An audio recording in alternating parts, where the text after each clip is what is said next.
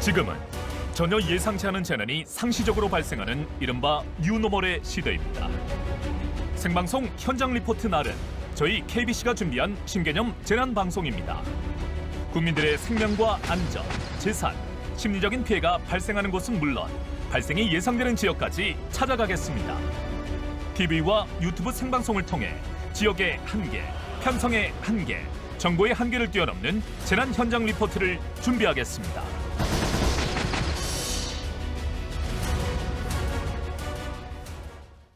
네, 여러분 안녕하십니까? 생방송 현장 리포트 날 6번째 시간 시작하겠습니다. 오늘도 제 옆에는 도움 말씀 주실 광주대학교 방재안전학과 송창영 교수 나와 있습니다. 안녕하십니까? 네, 안녕하십니까? 네, 저희 방송은 KBC 광주방송 채널을 통해서 라이브로도 함께 하실 수 있습니다. 많은 참여와 시청을 부탁드리겠습니다. 자, 먼저 오늘의 주제부터 소개해 드리겠습니다. 요즘 광주광역시에서 가장 뜨거운 이슈를 준비를 했는데요. 바로 교통안전 관련한 두 가지 주제를 준비했습니다. 교수님, 오늘 두 가지 주제 소개해 주시죠. 네, 굉장히 광주광역시의 안전상의 큰 문제인데요. 첫 번째 문제는 광주 지하철 2호선 문제입니다. 광주 지하철 2호선이 당초에 지금 여러 가지 안전상의 문제, 설계상의 문제, 또 예산상의 문제, 공법상의 문제, 여러 가지 문제로 인해서 이게 지금 당초에 2026년도에 준공이 되게 돼 있는데 3년에서 5년 정도 더 지연이 된다는 거 아닙니까? 이게 첫 번째 문제고, 또 두 번째 이슈는 지금 지산 IC 문제입니다. 지산 IC가 당초에 작년 11월 15일 날 개통을 하게 되어 있는데 지금도 지금 안전상의 문제 때문에 여러 가지 문제 때문에 지금 개통을 못하고 지금 잠정적으로 중단되고 있지 않습니까? 이 두 가지가 광주 시민 여러분한테는 굉장히 그 안전상에 밀접한 관계를 가지고 있기 때문에 우리가 면밀하게 체크를 해봐야 될 것 같습니다. 네, 이 민선 7기부터 민선 8기까지 이어오는 교통안전의 현안이기 때문에 정말 저희가 소홀하게 다룰 수가 없을 것 같은데요. 네. 일단 공사 예산 부족으로 개통 지연이 거의 기정사실화된 광주 도시철도 2호선 문제부터 저희가 짚어보도록 하겠습니다. 저희가 어떤 문제가 있는지 영상으로 준비했습니다. 화면 함께 보시죠. 지난 2019년 첫 삽을 뜬 광주 도시철도 2호선. 광주시청부터 광주역에 이르는 17km 구간, 광주역부터 첨단지구를 거쳐 시청에 이르는 20km 구간, 백운광장부터 효촌역에 이르는 4.8km 지선 구간, 총 3단계로 나뉘어 건설 중인데요. 하지만 지난 29일 민선 8기 인수위에서 2023년 개통 예정이던 도시철도 2호선 사업은 공사 기간 내 완공이 불가능하다고 밝혔습니다. 예상되는 공사 지연 기간은 3년에서 5년. 3단계의 경우는 사업비 2,200억 원 중 확보한 예산이 5억 원에 불과해 공사 추진이 불투명하다는 전망까지 나오고 있는데요. 또한 인수위의 조사 결과에 따르면 광주시는 2019년 6월 토목공사를 발주할 때부터 이미 54개월가량 개통이 지연될 것이라는 걸 인지하고 있었는데요. 관련 사실을 투명하게 공개하지 않고 숨기고 있다가 문제가 오히려 커진 게 아니냐는 지적도 나오고 있습니다. 저희는 이제 사실은 저희도 생각이 됐어요. 1단계 이제 종사 협의하고 그때 하자고 얘기가 됐었는데 사실은 인제 출발인데 벌써 그렇게 한다면 2단계 종사비 협의하고 그때 발표한 거 있으면 좋겠다 그렇게 전화한 거죠. 처음에 출발할 때부터 공기 연장한다 그러면 협의에 어려움이 많거든요. 예상보다 공사 기간이 늘어남에 따라 극심한 교통정체, 소음, 분진 등으로 인한 시민들의 피해도 커지고 있는데요. 저희가 이제 여기 2층이라 엄청 시끄러워요. 그런 소음 문제도 있고 하여튼 교통 체증이 여기 한번 저 로터리를 가려고 하면은 그 빠져나가려고 하면 한 신호를 3번 정도는 거쳐야 돼. 주차할 데가 없어 그러. 왜? 저러고 공사를 하고 있어 보니까 공사하는 팀들이 또 주차할 곳도 있어야 되잖아요. 그러니까 인근 여기다가 다 주차를 해놔 보니까 바람 불고 그럴 때는 먼지도 엄청 날리기도 하고요. 이 밖에 수시로 청소를 해도 안 될 정도예요. 앞으로 남은 공사가 언제, 어떤 방식으로 진행될지 여전히 공개되지 않고 있는데요. 철도 공사로 인한 시민들의 피해를 해결할 수 있는 대책 마련이 시급합니다. 영상을 보니까 이 공사 시작부터 문제가 좀 있었지 않을까 하는 생각이 드는데요. 공사의 중요성과 뭐 이런 이 규모나 기간에 비해서 좀 준비 기간이 좀 미흡했다라는 생각도 드는데 어떻습니까? 저는 지금 이 일련의 문제가 우리 광주광역시가 수기와 투명성이 없다. 지금 이게 지금 2002년도에 승인이 당초에 났지 않습니까? 네. 그런데 17년 동안 지리하게 이걸 2호선을 할 거냐 말 거냐, 노선은 어떻게 할 거냐, 그 다음에 공법을 높은 곳으로 할 것이냐, 저심도로 할 거냐, 이게 수차례 논쟁만 하다가 17년이 지나가지고 어찌됐건 2019년 10월 달에 착공을 했는데 네. 그 과정에서 충분한 수기가 되어야 되는데 수기가 없이 관계 전문가들의 브레인스토밍이라든가 수십 차례 문제점들을 해결해서 적법한 설계 공법과 시공 공법을 해도 현장에서 도발 변수가 있기 때문에 또 문제가 생길 수 있잖아요. 네. 그런데 그런 것들을 수기를 제대로 하지 못해가지고 지금 이런 문제가 생긴 것 같고, 지금 문제는 더 큰 문제는 이러한 지금 공사가 지금 3년에서 5년 정도 지연이 된다라는 거 아닙니까? 네. 그럼 그런 것들을 정확하게 공개를 하고 원인을 규명해서 재발 방지를 했어야 되는데 지금 큰 문제가 없다라고 했다가 이번에 인수위 과정에서 이제 이게 나타난 거 아닙니까? 네. 저는 지금 이러한 것들이 일련의 행정에 제일 중요한 것은 신뢰인데 이런 것들이 지금 굉장히 큰 문제인 것 같습니다. 네, 여러 가지 정치적으로 이 신뢰나 안전에 문제가 있는 도시철도 2호선 공사인데 사실 1호선과는 여러 가지로 좀 차이가 있습니다.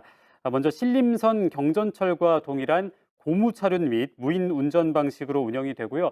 또 저심도 공법과 일양 일편성을 채택했습니다. 이런 방식들이 효용성과 안정성이 좀 충분히 검토가 됐다고 보시나요? 일단은 일반적인 그 지하철 공사는 보통 15m에서 25m로 이렇게 굴착을 하는데 네. 우리 광주광역시의 지하철 2호선 같은 경우는 저심도입니다. 그래서 한 5m에서 7m 정도만 굴착을 하는 거죠. 이렇게 하다 보면 아무래도 공사 기간도 단축이 되고 공사 비용도 절감이 되고 환경적으로 여러 가지 이점이 있습니다. 그럼에도 불구하고 왜 전 세계적으로 하지 않고 또 국내에서도 지금 우리나라 광주광역시가 최초로 하는 거거든요. 네. 자, 왜 그랬을까요? 뭔가 문제점이 있었을 거 아닙니까? 그러면 그러한 문제점에 대해서 충분하게 관계 전문가들과 외국 사례라든가 해외 사례 여러 가지를 우리가 집중해서 이러한 것들에 대해서 설계라든가 시공에 반영을 시켜줘야 되는데 이러한 노력이 너무 부족했다. 저는 이렇게 봅니다. 네, 사실 이 많은 준비가 됐다고 하더라도 그렇죠. 공사가 예정된 기간보다 3년 이상이나 연장이 되다 보면 시민들 불편이나 안전성의 문제는 좀 더 커질 수밖에 없을 것 같은데요. 최근 공사 현장 인근에서는 마을의 주택 외벽이 무너지는 사고까지 잇따라 발생하고 있습니다. 지금 현장에 저희 취재 리포터가 나가 있습니다. 취재 리포터 연결해 보겠습니다. 이규석 리포터. 네, 저는 현재 광주 동구 산수동의 한 주택가에 나와 있습니다. 네, 지금 현장의 피해 상황은 어떻습니까? 네, 이곳은 옆쪽에 보이는 도시철도 2호선 현장과 바로 가까이 맞닿아 있는 주택가인데요. 주민들은 공사가 시작된 이후부터 진동과 분진, 그리고 굉장히 심각한 소음으로 인해서 많은 피해를 겪고 있습니다. 직접 주택 안쪽으로 입장을 해서 들어가서 한번 살펴보도록 하겠습니다. 네, 안쪽으로 들어오면 가장 먼저 보이는 것들은 밑에 있는 이 깨진 바닥, 그리고 매벽도 이렇게 균열이 많이 가 있는 모습을 볼 수 있습니다. 그리고 아래쪽에는 새로 만들어진 지지대까지 보이는 모습인데요. 혹시나 건물이 무너지지는 않을까 굉장히 두려운 마음에 이렇게 지지대를 설치한 모습을 볼 수가 있습니다. 위쪽으로 이동을 해서 계단을 타고 2층으로 한번 이동을 해보도록 하겠습니다. 네, 이렇게 올라가다 보면 또 가장 먼저 보이는 게 바로 균열이 보이는 이 외벽입니다. 이렇게 처참하게 깨져 있는 모습을 볼 수가 있는데 혹시나 더 깨지지 않을까 하는 모습에 이렇게 쇠를 박아놓은 모습까지 볼 수가 있습니다. 네, 이런 여러 가지 피해들을 생생하게 한번 들어보기 위해서 주민분을 만나보려고 합니다. 네, 오늘 직접 피해를 겪고 있는 주택가의 주민을 만나보겠습니다. 네, 안녕하십니까? 네, 안녕하십니까? 네, 지금 여러 가지 피해를 저희가 살펴보면서 올라왔는데요. 창틀도 뒤틀린 모습이 보이고 창문도 제대로 닫혀지 않는 모습, 이런 것까지 다 저희가 살펴봤습니다.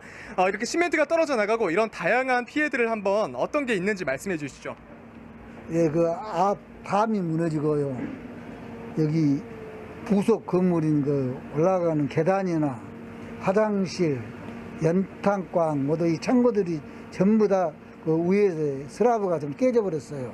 그래서 도저히 할 수가 없는데 그것을 지금 고쳐진다고는 했는데 고쳐지지 않고 있어요. 그냥 계속 미루고 있는데 빨리 해줬으면 좋겠습니다. 네, 말씀하신 것처럼 굉장히 처참한 피해를 보고 계십니다. 혹시 바라는 점이 있으시다면요? 지금 공사를 하고 있는데요. 너무나도 이 소음이 많아요. 잠을 못 잘 수가 없어요. 그리고 또 빨리 공사가 마무리돼서 이 장사라도 할 수 있게 만들어졌습니다. 장사가 전혀 안 됩니다. 이렇게 막아버리니까 이상하게 인도를 막 그냥 우으로 계단을 쌓아버리고 그런 게 사람이 통과할 수가 없어요. 장사가 되지 않는데 빨리 좀 조속히 시정을 해줬으면 좋겠습니다. 네, 말씀 주신 상황이 어서 빨리 해결되기 위해서 여러 가지 보상책도 마련이 되어야 할 텐데요. 인터뷰 감사합니다. 네, 이쪽으로 한번 이동해 보시면 뒤쪽에 바로 공터가 보입니다. 이 공터는 최근 일주일 전까지만 해도 주택가가 마련돼 있던 곳인데요. 안전진단에서 즉각 사용을 중단해야 하는 2등급 판정을 받으면서 현재는 즉시 철거된 상태입니다. 광주시는 이렇게 예산을 투입해서 주택을 철거하고 또 피해를 보상하기로 약속한 상태인데요. 이번에는 직접 전문가분 광주시 경실련 오주섭 사무처장님을 만나서 지하철 공사가 어떻게 진행이 되고 있는지 한번 이야기 나눠보도록 하겠습니다. 안녕하십니까? 네, 안녕하세요. 네, 여러 가지 여쭤보고 싶은 게 너무나 많습니다. 일단 시민들이 공사에 대한 반응이 굉장히 싸늘한 모습을 볼 수가 있는데 이 도시철도 2호선 건설의 문제점은 무엇일까요? 네, 사업비가 증가하면서 공사 기간이 연장되는 점이 가장 큰 문제인데요. 당초보다 사업비가 대폭 증가하면서 국제기관인 한국개발연구원이 사업계획 적정성을 재검토하고 있는 상황입니다. 올해 연말쯤 결과가 나오면 광주시와 기획재정부가 총사업비 협상을 벌일 건데요. 이제 돌이켜보면 2018년도 공론화 당시에 광주시는 2조 2천억 원이면 사업이 가능하다 이렇게 주장을 했고 시민대책위는 3조 원이 넘게 예산이 들어간다 이렇게 주장을 했습니다. 결과적으로 광주시가 기획재정부에 3조 1,500억 원의 예산을 재신청을 했으니까 시민대책위의 주장이 타당했다 이렇게 보여지죠. 이 절도도 2호선 사업은 국비가 60% 그리고 광주시 재정이 40%가 투입이 됩니다. 따라서 당시에 광주시가 전문가들의 의견을 좀 충분히 반영해서 사업계획을 세웠으면 어땠을까 하는 그런 아쉬움이 좀 크죠. 네, 말씀해주신 공론화 단계에서부터 이런 문제가 발생했을 때 어떻게 보상이 돼야 되고 해결이 돼야 될지 여러 이야기를 미리 나눠봤으면 어떨까 하는 아쉬움이 듭니다. 그러면 앞으로 광주시에서는 어떤 대책을 마련하고 또 어떤 노력을 해야 할까요? 네, 강기정 시장께서도 도시철도 2호선 사업의 문제에 대해서 충분하게 파악을 하셨을 거라 생각합니다. 그리고 이제 민선 8기가 이제 시작을 했잖아요. 그래서 민선 7기를 탓하지 말고 기획재정부와 총사업비 협상에 총력을 기울여야 되지 않을까 이렇게 생각을 합니다. 그리고 사업비 증가로 인한 공사기가 연장이 돼 시민들께 투명하게 공개를 하고 그리고 협조를 구할 것은 구하고 또 양해를 구할 것은 구해야 되지 않을까 이렇게 생각을 합니다. 그래야 이제 시민들께서 광주시 행정에 대해서 신뢰를 할 수가 있겠죠. 네, 지금 공사가 진행되고 있는 이 2호선의 실태가 어떤지 그리고 어떻게 해결이 돼야 되는지 여러 가지 이야기를 들어봤습니다. 사무처장님 감사합니다. 네, 고맙습니다. 네, 도시철도 2호선 공사 기간이 연장되면서 시민들의 불편이 계속해서 커져만 가고 있습니다. 하루빨리 개통 지연에 따른 문제를 해결하고 또 대책을 마련하는 것이 시급해 보입니다. 지금까지 산수동에서 취재 리포터 이규석이었습니다. 정말 이 날것의 현장 그대로를 보니까 네. 정말 생각보다 상황이 좋지 않다는 걸 느낄 수가 있었습니다. 광주 도시철도 2호선 공사 관련해서 최근에 이용섭 전 광주시장이 SNS에 자신의 의견을 남겼습니다. 시운전 기간을 대폭 단축하고 여러 공사를 병행하면 개통 시기를 크게 앞당길 수 있다는 취지의 의견을 남겼는데요. 사실 공사 기간을 단축하는 것도 좀 중요하지만 네. 공사 기간을 단축한다는 건 그만큼 안전성에 좀 구멍이 생길 수도 있다는 얘기가 될 수 있잖아요. 원래 안전하려면 충분한 공사 기간이 필요하고 또 안전하려면 충분한 비용이 있어야 됩니다. 네, 우리 최근에도 우리 광주광역시에서 그런 교훈을 찾았잖아요. 그렇습니다. 광주 학동 붕괴 뭐 때문에 붕괴된 겁니까? 결국은 원가 절감하려고 무리한 공법을 채택해서 붕괴된 거고, 네. 하정동 현대 아이파크 뭐 때문에 역시 붕괴된 빨리빨리 겁니까? 이게 한 2달 정도 공사가 지연되다 보니까 그 공사 2달을 따라잡으려다가 지금 무리하게 한 거 아닙니까? 네. 지금 국내에서도 이런 문제가 굉장히 많이 발생합니다. 2013년도에 부산 같은 경우는요, 북항대교와 남항대교를 연결하는 접속도로를 공사하다가 공사 착공 시기에 주민들의 민원 때문에 착공을 늦어진 거예요. 네. 결국은 그것을 따라잡기 위해서 무리하게 공사를 하다가 4명이 사망을 했거든요. 이런 사례는 앞으로 계속 있을 겁니다. 네, 사실 좋지 않은 사례들에 대해서 좀 말씀을 해주셨는데 네. 대형 SOC 사업에서도 좀 좋은 사례들도 있잖아요. 좀 몇 가지 소개를 해주시죠. 대형 SOC 사업의 성공적인 사례들을 저희들이 분석해 보면 공통점이 하나 있어요. 네. 그게 뭐냐? 바로 관계 전문가들과 수기를 하고 브레인스토밍을 해서 최적의 공법을 우리가 초이스하는 거거든요. 네, 실질적으로 언제죠? 우리 4차선 우리 사패 터널이라고 있습니다. 네. 사패산 터널. 이 사패산 터널이 우리나라에서 4차로 터널 중에서 가장 긴 4km 터널인데 이거 역시 초창기에 공사가 지연이 됐었어요. 그런데 관계 전문가들을 최대한 이왕 늦은 거 제대로 한번 해보자 해가지고 관계 전문가들로 하여금 화약의 폭발 방법은 어떻게 하고 굴착 방법은 어떻게 하고 공사 기간 단축하기 위해서 또 그런 공사 기간 단축하다가 보면 또 문제가 생길 수 있으니까 컴퓨터 어떤 계측 시스템은 어떻게 하고 관계 전문가들 수기를 해가지고 성공적으로 이 공사를 공기 단축하는 사례가 있거든요. 결국은 관계 공무원들한테 제가 꼭 얘기를 하고 싶은 게 공무원들은 행정하신 분들이지 전문가는 아니지 않습니까? 네. 그렇기 때문에 관계 전문가들을 최대한 TF팀으로 만들어서 브레인스토밍을 해서 최적의 공법을 선택해야 될 것 같습니다. 네, 말씀하신 것처럼 이 전문가들의 의견을 좀 잘 참고를 해서 안전이 가장 중요시되는 현장이 되어야 될 것 같습니다. 네. 자, 이제 다음 안전 현안으로 넘어가 보겠습니다. 바로 지산 IC 관련된 문제인데요. 일주일 전이었습니다. 민선 8기가 지산 IC의 폐쇄를 착수하겠다는 입장을 밝혔습니다. 저희가 자세한 내용은 영상으로 준비했습니다. 화면 함께 보시죠. 광주 두암지구 일대 교통난을 해소하기 위해 2016년부터 5년간 77억 원을 들여 건설한 지산 IC. 하지만 안전상의 문제로 개통도 하지 못한 채 폐쇄 위기에 처했습니다. 지산 IC 진출로는 우측 진출로를 이용하는 일반적인 도로와는 달리 추월 차로로 인식된 1차로를 통해 진출하는 생소한 구조로 급정거와 추돌 등 교통사고 발생 가능성이 높은데요. 또한 국토교통부 규정상 터널과 진출로 사이 680m의 이격거리가 필요하지만 지산 IC의 경우 70m에 불과해 운전자들이 시야를 확보하는 데도 어려움이 있습니다. 국토교통부의 도로구조, 시설 기준에도 미치지 못하는 도로가 도대체 어떻게 탄생하게 된 걸까요? 당초 도로 설계는 일반적인 우측 진출로였습니다. 하지만 인근 주민들이 차량 소음과 사생활 보호 등을 이유로 민원을 넣자 2019년 광주시에서는 설계 변경을 진행했는데요. 전문가들은 안전성의 이유로 반대했지만 광주시의 계속된 강행으로 결국 지난해 7월 좌측 진출로로 완공됐습니다. 하지만 개통을 앞두고 진행한 현장 점검에서 또다시 안전성에 대한 문제가 불거지자 수차례 개통을 연기했고 지난 7일 민선 8기 인수위가 진출로 폐쇄를 제안하면서 사실상 폐쇄 절차에 들어갔습니다. 이에 대한 피해는 고스란히 광주 시민들이 떠안게 됐는데요.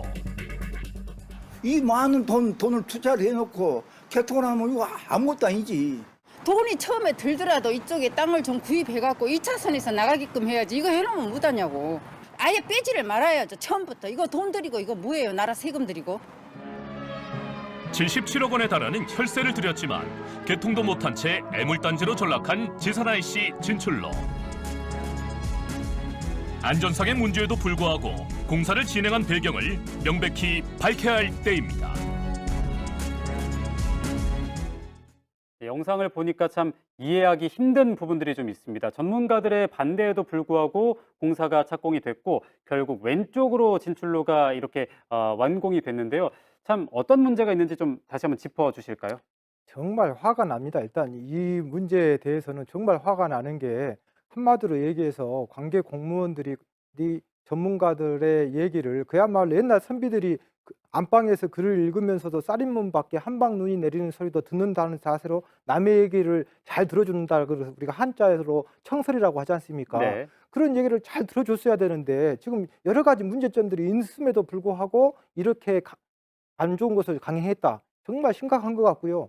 그다음에 인근 그 공사 현장에 인근 주민들이 민원이 들어왔다 하더라도 그것을 정말 안전을 최선으로 생각했다면 그렇게 무리하게 상식적으로 생각해 보세요. 1차로는 추월차로입니다. 그럼 추월차로고 지금 제일 큰 문제가 지산 IC가 지산 터널 같은 경우는 광주 지금 그 영상에도 나오지만 네. 광주 전남에서 가장 안전사고가 많은 것이 지산 터널이고 네. 전국에서도 11번째로 위험한 터널이 여기입니다. 그 터널 나오자마자 저렇게 지산 IC를 만들었다. 그것도 1차로 추월차로에서 갑자기 저 그림 영상 보시다시피 갑자기 들어가야 되지 않습니까? 네.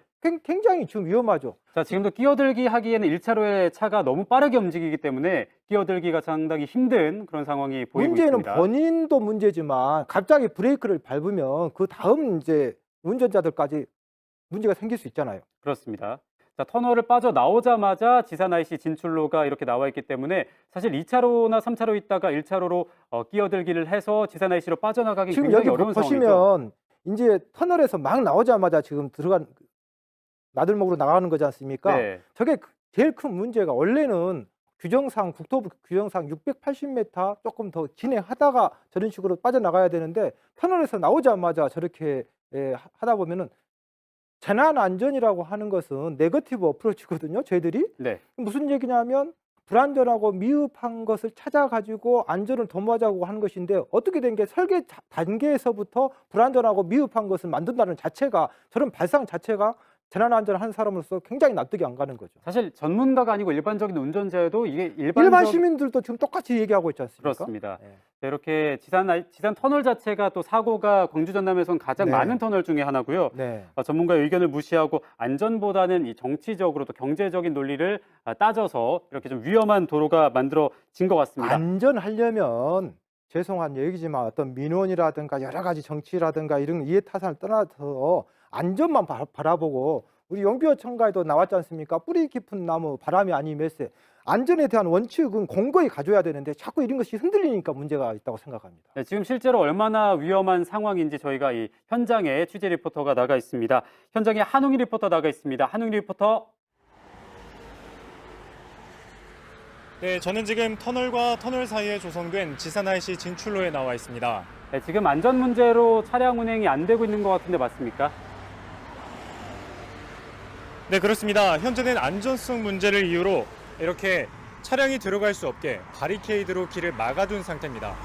실제로 바로 옆 도로를 보시면 1차선을 운행하는 차들의 속도가 굉장히 빠른 것을 확인할 수 있습니다. 만약에 운전자가 이 진출로를 이용하고자 한다면 저렇게 빠르게 달리고 있는 차들 사이로 차선 변경을 해야 되기 때문에 굉장히 위험할 수도 있는 그런 상태입니다. 네, 지금 현장에 참여자치 21 조선익 공동대표 나오셨는데요. 어떤 문제가 있었는지 자세한 얘기 나눠보겠습니다. 안녕하십니까? 네, 안녕하십니까?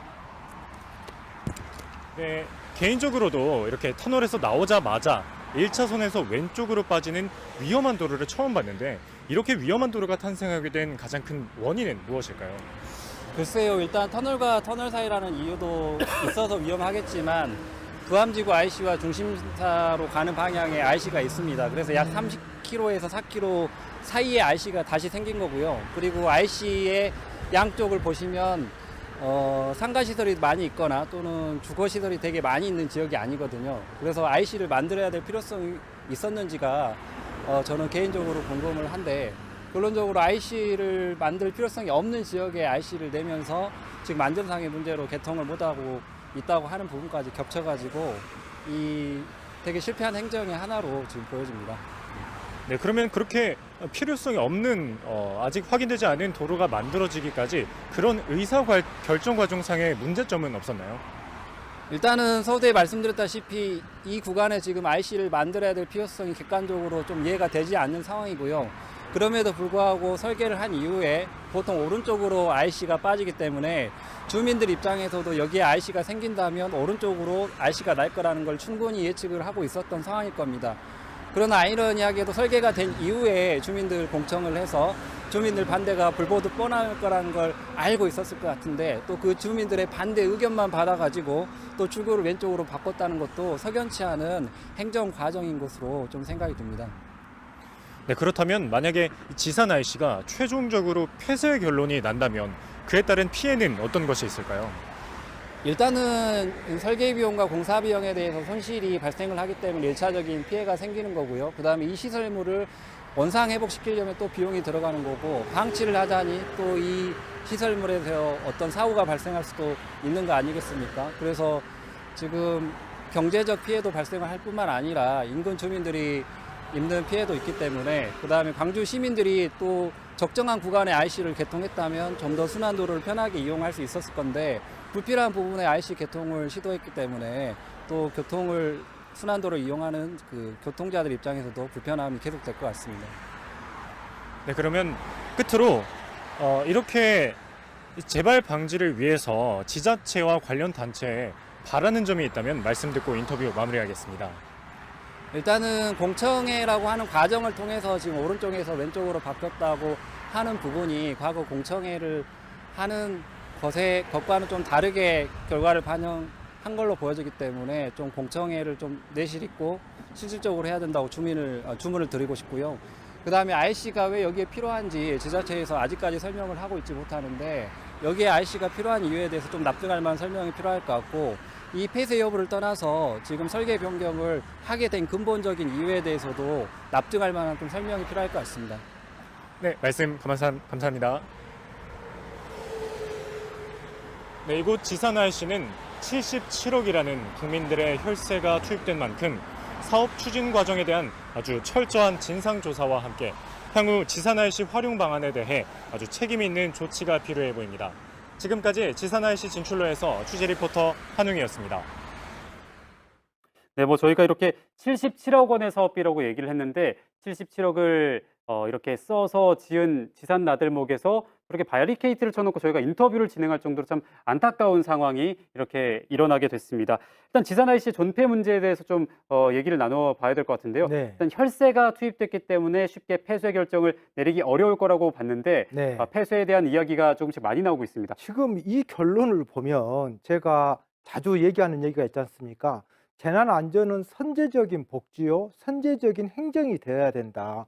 안전을 담보로 해서 어떤 행정을 했다가는 더 큰 문제가 생길 수 있거든요. 네. 그렇기 때문에 저는 이번 기회에 지금 광주광역시가 지금 사실은 행정에서 제일 중요한 게 뭐라고 생각하세요? 저는 신뢰라고 생각하거든요. 네. 그러면 광주광역시가 앞으로 행정에서 신뢰를 구축하려면 이번은 지금 이런 결정의 일련에 왜 이러한 배경이 생겼는지, 어떤 문제가 있는지 원인을 규명하고 다시는 이런 일이 생기지 않도록 이것을 제도화하고 시스템화해서 재난안전이라고 하는 것은 서 읽고 외양간을 확실히 거치는 것에서부터 시작하는 거예요. 네. 우리 사회가 서 잃으면 그냥 서 잃은 것만 가지고 뉴스화하고 문제하고 나서 그것을 제도화해서 다시는 서 읽고 외양간을 확실히 거치는 것에 시스템화하고 법제화하고, 그다음에 시민 거버넌스들이 그런 것을 감시 감독할 수 있는 이런 것이 시스템화되어야 되는데, 이런 것이 없다 보니까 계속된 반복된 재난이 생길 수밖에 없는 거예요. 네, 그렇습니다. 사실 이 얼마나 이 지산 IC 관련 문제가 좀 집중적으로 다뤄졌냐면, 네. 지난 광주시장 선거에서도 굉장히 중요하게 토론에서 이어졌었는데요. 네. 강기정 현 광주시장과 전 광주시장인 이용섭 전 광주시장이 지산 IC의 폐쇄 여부를 두고 정말 격렬하게 토론을 펼쳤습니다. 먼저 강기정 후보가 당시 후보였죠. 4곳뿐이다. 네. 비슷한 구조를 가진 도로가 4곳밖에 없다라고 얘기를 했는데, 네. 이용섭 전 광주시장은 20여 곳 이상이다. 굉장히 같은 주제를 놓고 이야기를 하는데 차이가 많이 나잖아요. 저는 재난안전을 한 사람으로서 참 어이가 없다. 저게 지금 재난안전은 네거티브 어프로치다라고 했잖아요. 뭔가 불안전하고 미흡한 곳에서 항상 재난이 생기는 거예요. 광주 시민 입장이나 저나 재난안전 전문가 입장에서는 4곳이냐 20곳이냐 이게 의미가 없습니다. 네. 4곳 20곳이어도 단 한 곳이어도 그런 것이 위험하다면 안 했어야죠. 그렇죠. 지금 무슨 숫자 노름을 하는 것이 의미가 없다는 거죠. 이게 사실 뭐 4곳인지 20곳인지가 중요한 게 아니라 지산 IC가 위험하다면 실제로 좀 막았어야 했다, 이런 말씀이신 거잖아요. 세상에 재난안전이 빈도 아닙니까? 지금 광주광역시 전라남도에서 가장 많은 여수산단이라든가 광주광역시 통틀어서 광주에서 제일 많은 사고가 나는 곳이 어디였어요? 지산터널 아니었습니까? 네. 그 나오자마자 IC를, 거기도 우리가 일반적인 운전자들이 그 습관적으로 하고 있는 3차로에서 빠져나가는 것이 아니라 듀얼 차로인 1차소에서 갑자기 빠져나간다는 이 설계 자체, 발상 자체가 굉장히 심각한 오류가 있는 거죠. 네, 그리고 이 지산 IC의 좀 건립 과정에서도 가장 중요한 역할을 해야 되는 현 시장과 전 시장이 각각 좀 다른 자료를 이렇게 보고 주장을 네. 펼치는 것 자체부터 시민들에게 신뢰를 얻기가 좀 힘들지 않나 하는 생각도 들고요. 철저한 진상 조사를 시작해서 시민들에게 좀 결과를 투명하게 공개를 했으면 좋겠습니다. 일단 신뢰성을 아까 말씀하셨던 것처럼 신뢰성을 회복하는 게 가장 중요할 것 같다는 생각이 들었습니다. 오늘 광주광역시의 두 가지 교통 안전 현안을 저희가 점검을 좀 해봤는데요. 일단 두 가지 모두 공통점이 좀 있는 것 같습니다. 저는 지금 제일 큰 문제가 우리 포에니 전쟁이 있었지 않습니까? 네. 118년 동안 절대 제국인 그 카르타고와 신생 조그마한 로마가 싸워가지고 결국은 로마가 이긴 이유가 뭐였습니까? 카르타고는 실패한 장수를 그냥 광장에서 처형을 시켰지만 로마는 할아버지, 아버지 때에 실패한 사례를 공부를 해서 선주가 이긴 거 아닙니까? 결국은 저는 광주광역시의 일련의 이런 안전사고에서 교훈이나 모티브를 찾아가지고 시스템화 해가지고 다시는 광주가 최고의 안전도시가 됐으면 좋겠습니다. 네, 이 공통점을 좀 살펴보면 의사결정 과정에서도 네. 전문가들의 의견이 적절하게 반영되지 않았던 것도 있고요. 네. 또 졸속 행정으로 처리가 됐다는 점, 그리고 경제성이나 정치적인 논리에 밀려서 시민들의 안전은 좀 후순위에서 고려가 됐다는 점 등을 들 수가 있을 것 같습니다. 근데 이 과정에서요, 저는 방금 전에 얘기한 것처럼 그 포에니 전쟁 예를 들었습니다만은 절대적으로 요거 원인 규명해서 네. 좀 심하게 얘기하면 책임자 처벌까지 해서 시스템화 했으면 좋겠습니다. 그렇습니다. 일단은 이런 안전 문제가 이미 발생을 했는데 이런 근본적인 문제들을 해결하기 위해서 어떤 노력들이 좀 필요하다고 보시나요? 제일 문제는 공직자들이 저는요, 재난안전에 대해서 최고의 전문가는 중앙부처의 고위 공무원도 아니고 시장님도 아니고 국장님도 아니고 과장님도 아니고 그 태풍, 홍수, 지진을 작년에 그 재작년에 경험해 봤던 사람이라고 생각합니다. 네. 결국은 관련 전문가들의 그러한 전문 지식을 행정하신 분들이 최대한 가지고 와서 브레인스토밍해서 자꾸 얘기하지만 숙지를 했어야 되고, 투명한 행정, 잘못했으면 그 잘못한 원인을 정확하게 명명백백하게 시민들한테 공개를 하고, 시민 여러분 제가 잘못했습니다. 어떻게 할까요? 관계 전문가들하고 예산이 잘못했으면 예산을 부족한 거에 대해서 정확하게 해야 돼. 왜 감춥니까 이거를? 행정에서 제일 중요한 것은 신뢰고, 신뢰는 모든 것을 오픈하는 것에서부터 명명백백하게 솔직하게 얘기하는 것에서부터 시작하는 거다. 네, 교수님 말씀처럼 좀 잘못을 인정하고 실패 사례들을 좀 밑거름 삼아서 네. 다음엔 또 같은 문제가 발생하지 않도록 하는 게 가장 중요하다는 말씀이시죠? 네, 답변 감사하고요. 최근에 이 한 시민단체가 성명서를 발표했습니다. 그 일부에는 대선 시기 또 확동과 화정동 참사를 겪으면서 진상을 규명하고 안전 대책을 마련하겠다는 약속을 했지만 전혀 이행하고 있지 않은 민주당을 비판했고요. 지역민의 안전에 달린 현안에 대해 어떤 책임 있는 모습도 보여주지 못하는 지역 정치에 대해서도 비판했습니다. 참 우리들이 위임한 권력이 정말 시민들의 안전과 생명을 지키는데 잘 작동하고 있는지 우리 모두의 감시와 또 이 견제가 좀 필요할 것 같습니다. 맞습니다. 오늘 생방송 현장 리포트 날 저희가 준비한 소식은 여기까지고요. 저희는 다음 주 목요일 이 시간에도 또 새로운 주제로 여러분과 이야기 한번 나눠보도록 하겠습니다. 지금까지 시청해주신 여러분 고맙습니다.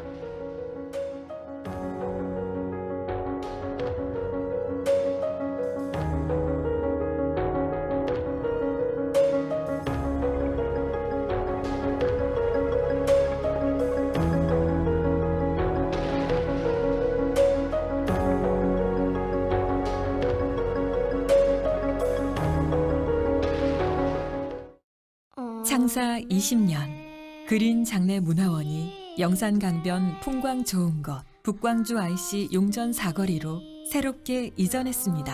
더 새롭게, 더 정성스럽게 최고의 품격으로 모시겠습니다. 시민의 장례식장은 그린 장례 문화원.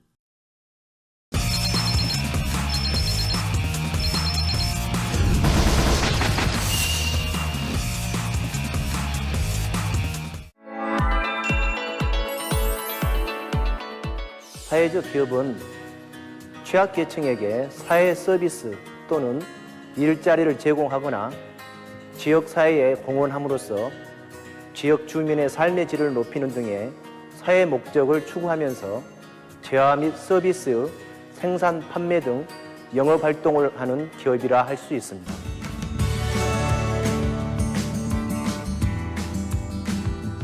저희 옐로우푸드는 김치 만드는 회사예요.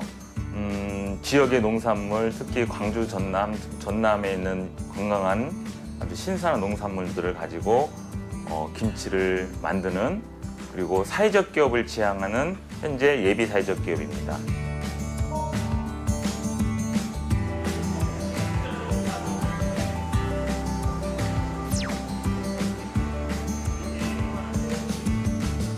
(20) 년 전에 제가 광주에 있는 광주 테크노파크에 근무했었는데, 그때 당시에 사업이 광주 전남 김치 산업 육성 사업단, 그때 당시에 지역 연구 진흥 사업이라고 하죠. 거기에 참여하게 됐었습니다. 거기에 이제 선임연구원을 근무하면서 김치 업체들하고 연이 맺었었죠.